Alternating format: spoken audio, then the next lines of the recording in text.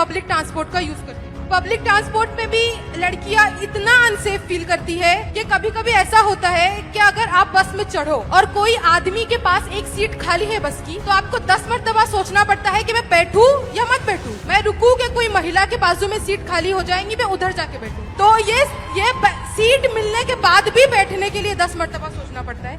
Second thing, जब हम देखते हैं कि बस बहुत ज्यादा फुल है, हद से ज्यादा रश हो गया है, तो भी सोचना पड़ता है कि अरे जाए या मत जाए, कोई छेड़ देगा, कोई पैर टच कर लेगा, तो ये एक टेंशन रहता है। इसका अपोजिट, अगर बस पूरी खाली है तो भी जाने से डर लगता है। मतलब आपको क्या करना है, आपको भरी हुई बस में चढ़ना नहीं है, आपको खाली बस में चढ़ना नहीं। मतलब हमने पब्लिक ट्रांसपोर्ट को भी ऐसा बना दिया है ना कि गर्ल्स को सेफ फील ही नहीं होता है। तो मैं बहन तू घर पे ही रह यार, तू बहुत ज्यादा असुरक्षित लग रही है मुझे।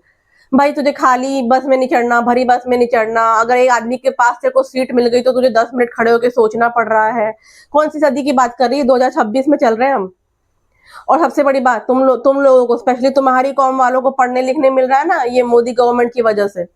कांग्रेसियों के राज में तो 7 बजे बाद ही दरवाजे बंद किए जाते थे, मोस्टली हिंदुओं के लिए भी। तुम सोच लो कितना असुरक्षित था तब देश। भाई तुम लोगों ने तो पूरे के पूरे मर्द समाज को टारगेट कर दिया।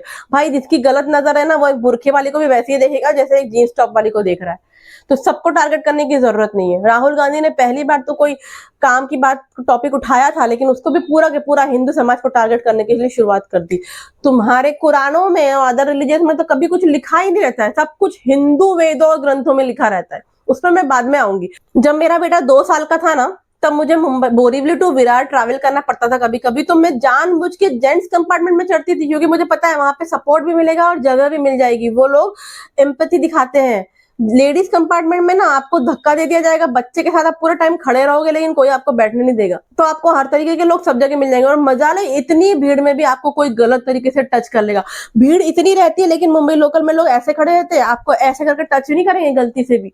तो आप है ना, सबको टारगेट करना बंद कर दो। राहुल गांधी 2026 में भी वही पुराना वुमेन कार्ड और वही घिसे पिटे विक्टिमहुड की राजनीति। अरे भाई कौन सा नैरेटिव सेट करने की कोशिश, कौन से सदी का नैरेटिव बेचने की कोशिश में लगे हो आप।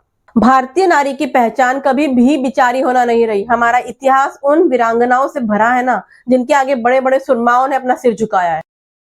चलो एक छोटा सा रिवीजन तुम्हें दे देते हैं। सारी वीरांगनाओं के नाम तो मैं इस वीडियो में ले ही नहीं पाऊंगी।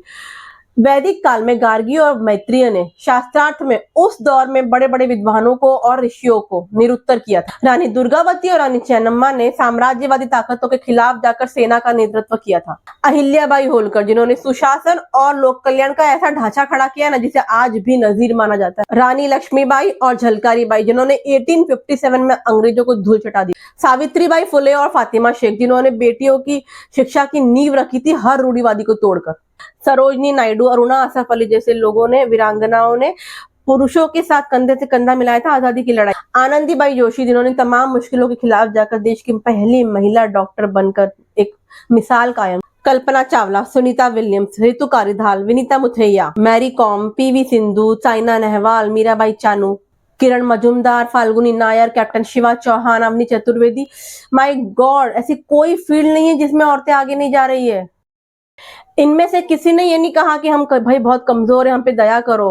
अब तो मौके मिलते हैं इजीली, बहुत बहुत सपोर्ट मिलता है घर से, तब तो मौके भी नहीं मिलते थे। भाई ये राहुल गांधी को फेमिनिज्म का मतलब भी पता है। फेमिनिज्म मतलब होता है we are different but we are equal.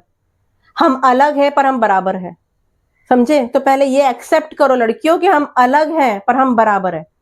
तुम बराबरी करने मतलब तुम उन्हीं के साथ, हमको कोई फिजिकली बराबरी नहीं करनी है। Accept it, we are different but we are equal. Okay.